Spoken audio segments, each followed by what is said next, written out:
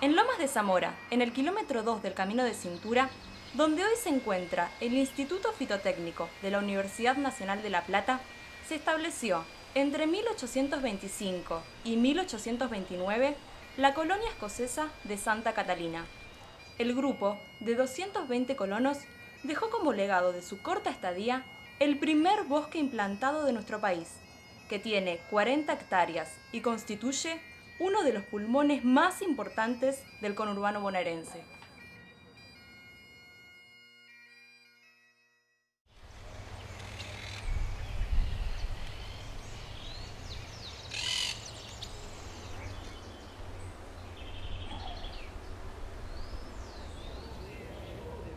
Mi nombre es Arnoldo Dodds, soy descendiente de los primeros colonos escoceses que vinieron aquí a Monte Grande. Tuvieron aquí poco tiempo realmente, tuvieron 3 años y se dispersaron por la provincia de Buenos Aires y otros lugares del país, especialmente también los que tenían alguna manera de ganarse la vida, como albañiles o herreros. Algunos se invirtieron en campos, muchos se fueron a Chascomús, a Monte Chingolo, Florencio Varela. Y muchos tuvieron campos que ni en Escocia es imposible ni pensar, porque en Escocia estaban como castas, donde una vez nacido como obrero, morían como obrero. Y si eran los que tenían más importancia, eran los que eran eclesiásticos o gente de la nobleza. Aquí encontraron la libertad y eso se vio, que encontraron la manera de ganarse la vida y tener campos que nunca hubieran pensado tener en Escocia. Así que los 220 que vinieron acá con sus familias se radicaron en estas zonas. Estos hermanos Paris Robertson habían comprado 13 estancias de acá que cubrían más o menos 6.000 hectáreas y vinieron 8 granjeros y cada uno tenía su casa y tenían la gente que precisaban para hacer andar el campo. Enseguida plantaron trigo, plantaron también árboles frutales, tuvieron vacas, plantaron un cerco, el cerco que encontraron acá para separar los animales de los plantíos, y tuvieron mucho éxito y en Buenos Aires vieron por primera vez manteca en panes de 400 gramos. Antes se ponían en vejillas, se echaba a perder y era muy antihigiénico, pero por primera vez se veían manteca envuelta en papel. Como dije, realmente no duró mucho tiempo acá la colonia por había inflación, algo nuevo, y también había bloqueo de la escuadra brasilera inglesa que no dejaban exportar, así que todo fue en contra. Y también había una sequía muy importante que, claro, ellos estaban en el campo, no había pasto. Bueno, al final los hermanos Paris Robertson se declararon en quiebra y se dispersó la colonia. Bueno, lástima que esto, no sé, por falso nacionalismo, lo taparon esto con cemento.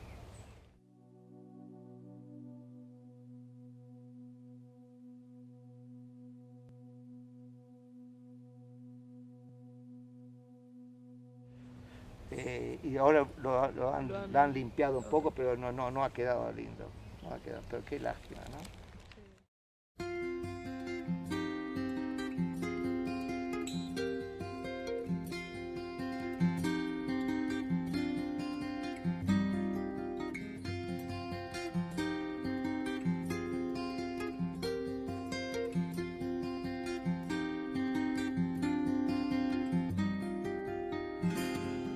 El predio fue declarado en 1961 lugar histórico por un decreto del Poder Ejecutivo Nacional.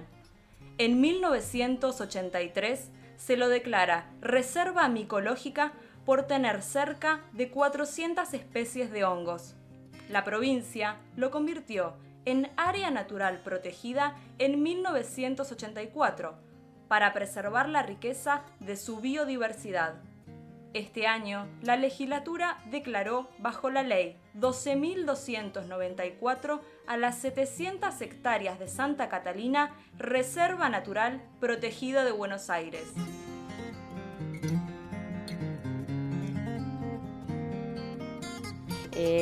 Estamos aquí un poco para describir la importancia de este bosque que tiene aquí en Santa Catalina. Santa Catalina es sumamente importante para Lomas de Zamora porque todos los municipios necesitan tener una cantidad de espacios verdes. Lomas de Zamora, digamos, normalmente es alrededor de un 3%, y Lomas de Zamora, si no estuviese Santa Catalina, con la importancia que la misma tiene, estaría en un alrededor de un 0,8 a un 1%, en los cuales no cubriría la cantidad mínima de espacio. Este espacio es importantísimo que se proteja y se cuide. También hemos tenido, y tal vez con una lucha de la gente, que ha salido una nueva ley, que es la 12.294, en la cual se le ha declarado, todavía falta la reglamentación y hay que esperar a ver qué sucede con la reglamentación, pero se ha declarado como si fuese una reserva natural a todo el predio, alrededor de 700 hectáreas, que comprende lo que pertenece a la Universidad Nacional de La Plata, alrededor de 450 hectáreas, y una hectárea que ha comprado Covelia. En eso lo dice en el primer artículo. En el segundo artículo, un poco en forma contradictoria con la ley, posiblemente se solucione con la reglamentación, dice que todo lo que pertenece al Estado Nacional, o sea, Universidad Nacional de La Plata y el de la Universidad Nacional de Lomas de Zamora, se lo ha declarado como paisaje protegido. Al declarárselo como paisaje protegido, queda con menor protección que si fuese una reserva. De todas maneras, nosotros, al menos para la Universidad Nacional de La Plata, esto se la sigue considerando una reserva y se le está cuidando y protegiendo al menos el sector del bosque, que son alrededor de 40 hectáreas, como si fuese realmente una reserva. Creo que es importante conservar esta biodiversidad, conservarla en este lugar, sobre todo en una zona tan enorme como es esta, rodeada de una enorme población. A más o menos 1,5 millones de personas nos están rodeando, y creo que esto está como una pequeña isla de conservación de distintas especies. Y ahora, desde hace aproximadamente unos 4 o 5 años, hemos decidido abrir también la institución hacia la comunidad. De esa manera, ahora nos están visitando jardines de infantes, escuelas primarias, secundarias y universidades, para venir a ver y mostrarle la importancia ecológica que tiene este lugar. El otro problema bastante serio que nosotros tenemos son, y algunas veces son adolescentes y en otros casos no tan adolescentes, personas que vienen con motos y que lo utilizan para hacer aquí motocross, entrar al bosque, y han hecho prácticamente una pista dentro del bosque, y muchas veces vienen a la noche, y cuando al día siguiente nosotros llegamos nos encontramos con una parte del bosque o que han pisado a las especies, que han destruido los hongos, que han prendido fuego en lugares que no están autorizados ni permitidos, y eso hace como consecuencia que estemos dañando a un bosque, o al bosque o a Santa Catalina en general, que por otro lado estamos toda la comunidad y nosotros los primeros tratando de protegerlo. Entonces yo creo que todos disfrutemos, empezando por mí, por todos los que estamos aquí, a disfrutarlo, pero con responsabilidad. El bosque es una de las reservas de hongos más importantes de América del Sur. Hasta el momento fueron descubiertas cerca de 400 especies y permanentemente es estudiado por distintos micólogos del país.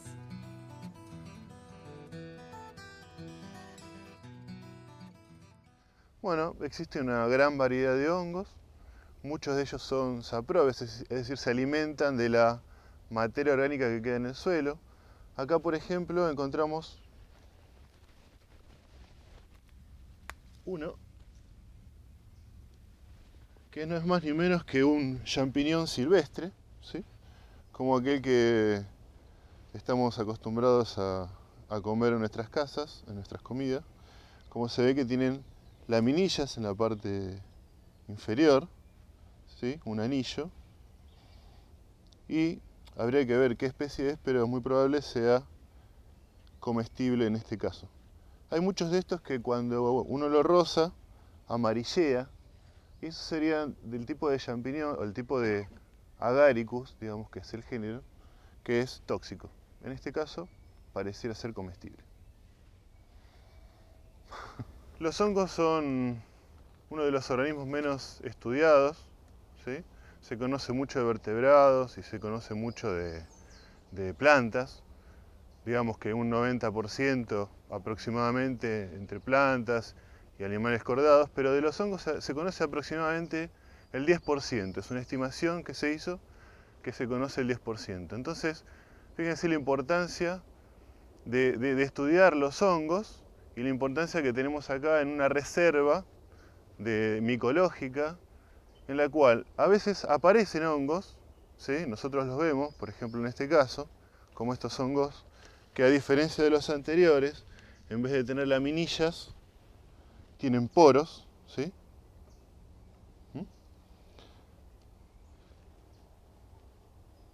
Y muchas veces no aparecen, es decir, no solamente es reserva porque uno puede estudiar los hongos que van apareciendo permanentemente, sino que además hay en todo ese suelo, en toda esa madera que queda caída de los árboles, en esas ramas, queda micelio, queda el hongo que está como invisible a nuestros ojos, pero que en algún momento puede aflorar y necesitaríamos estudiarlo. Si degradan la madera, también puede degradar otras sustancias que por ahí pueden ser perjudiciales, por ejemplo sustancias contaminantes, colorantes. Por ejemplo en la industria olivícola, es decir, en la producción de aceite de oliva, los desechos tienen gran cantidad de fenoles. Y esos fenoles quedan de alguna manera en la naturaleza. ¿Qué podemos utilizar para degradarlo? Bueno, los hongos son un caso especial que degradan fenoles y los eliminarían, descontaminarían de alguna manera el ambiente. Todos esos hongos, seguramente, muchos hongos de esos, que son grandes productores de enzima, seguramente están en este bosque y todavía faltaría descubrirlos.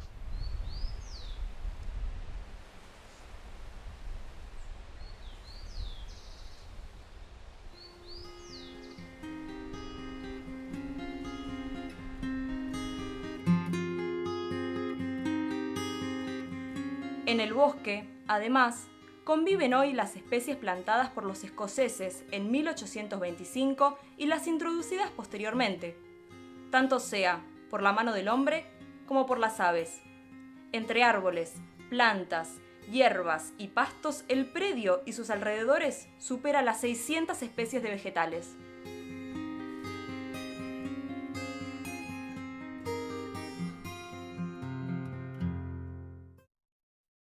Bueno, como venimos diciendo, las especies que integran el bosque de Santa Catalina tienen diversos orígenes. Hay especies exóticas y nativas. Más allá de eso, la importancia en sí de la reserva radica en su magnitud como espacio verde. Desde ese punto de vista, la Organización Mundial de la Salud recomienda al menos 9 metros cuadrados de espacio verde por habitante, y para el partido de Lomas de Zamora, la reserva de Santa Catalina aporta prácticamente 7 por sí sola, lo cual es muy importante. Acá tenemos un ejemplar de acacio negro, es una especie que es originaria de Norteamérica, de las grandes planicies, de la zona de Texas, y es una especie que es muy invasora. La madera es dura, bastante valiosa, y tiene como característica las espinas. El nombre científico es Gleditsia triacanthos, y también otro nombre vulgar que se le pone es Acacia tres espinas. Y ahí se puede ver cómo salen del tronco, son espinas muy duras y peligrosas. Bueno, en la reserva de Santa Catalina tenemos especies que son invasoras. Típicamente las más importantes que se presentan en Santa Catalina son el laurel, que es una especie de origen europeo, acá tenemos uno de importancia culinaria, como todos sabemos. El ligustro o siempreverde, es también de origen europeo, es una especie de hoja perenne, por eso se lo denomina siempreverde. Y la morera de papel, que acá tenemos ejemplares jóvenes, que es de las más problemáticas en la reserva. Acá estamos en el camino de los talas. El tala es una especie que es nativa, es una especie nativa de la ribera del Río de la Plata y de algunos ríos importantes. Los escoceses aprovechaban el tala, que era una especie nativa, no obstante la mayoría de las que ellos aprovechaban eran las que habían introducido. Aprovechaban el tala para separar los cultivos del ganado. El ganado era la actividad predominante en esa zona, en esa época, perdón, y para que el ganado no se alimente de los cultivos, utilizaban el tala como cerco vivo. Hay que recordar que el alambrado data de 1870 aproximadamente, o sea, muchos años después de la colonia escocesa.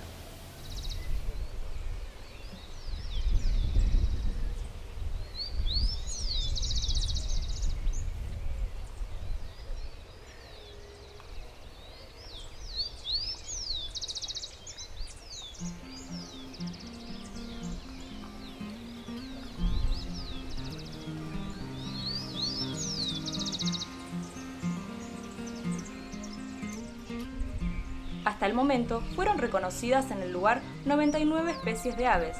Muchas de ellas vienen de la ciudad tras haber estado prisioneras en jaulas.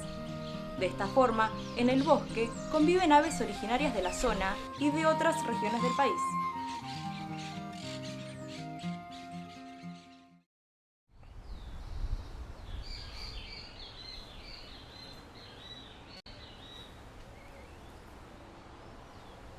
Sí, registradas en este espacio tenemos 99 especies de aves. Como para tener una idea, hay 1000 especies de aves en la Argentina y 10.000 especies de aves en el mundo. Bueno, podemos decir que el 10% del recurso de las aves mundiales está en la Argentina y el 10% de las de Argentina las tenemos en este espacio, entendiendo que es un número dinámico. ¿Por qué? Porque tenés por un lado algunas especies migratorias, o sea, hay una dinámica temporal, podríamos decir, a lo largo del año, ¿sí? Tenés momentos donde algunas migratorias se pueden sumar y después, teniendo en cuenta que es un espacio muy relacionado a la ciudad, hay que pensar que esta ciudad también hace su aporte de algunas especies que huyendo, ¿sí? de la ciudad se refugian en este espacio y muchas de ellas, bueno, de alguna manera se instalan. Otras pueden retirarse, por eso digo que este número fueron registradas en un momento 99 especies, pero alrededor de 100 especies podemos decir que existen hoy en este espacio. No tenemos la posibilidad de ir al Amazonas cada 15 días, pero sí tenemos la posibilidad de disfrutar de un ambiente natural cerca de casa frecuentemente, ¿no? Bueno, pudimos ver en este recorrido que Santa Catalina tiene diferentes ambientes. Esto es interesante por lo que decíamos recién, los diferentes ambientes te da la posibilidad de ver diferentes tipos de aves, ¿no? Las aves, hay muy pocas aves que están distribuidas en todos los ambientes, por ejemplo en nuestro país. Cuando vos tenés un espacio reducido, si lo comparás con todo el territorio nacional, como es Santa Catalina, pero tenés la posibilidad de tener distintos ambientes, eso lógicamente acrecienta la cantidad de especies de aves que vos podés ver. No solamente eso, sino también el modo que tenés para verlas. En un bosque como en el que estamos, y recién transitábamos un bosque todavía más enmarañado, tenés la posibilidad de hacer lo que los observadores de aves llamamos acecho, que es esperar al ave, ¿no? Por lo general las salidas de observación de aves son un siempre avanzar buscando, ¿no? Pájaros nuevos. Esto lo que produce es que vos ves más cantidad de especies, pero por lo general son especies que se están yendo. Cuando vos haces acecho en un ambiente como este, es un ambiente interesante para hacerlo, vos te quedás quieto y las especies llegan a vos. Entonces, quizá veas menos especies, pero las vas a ver mucho mejor, ¿no?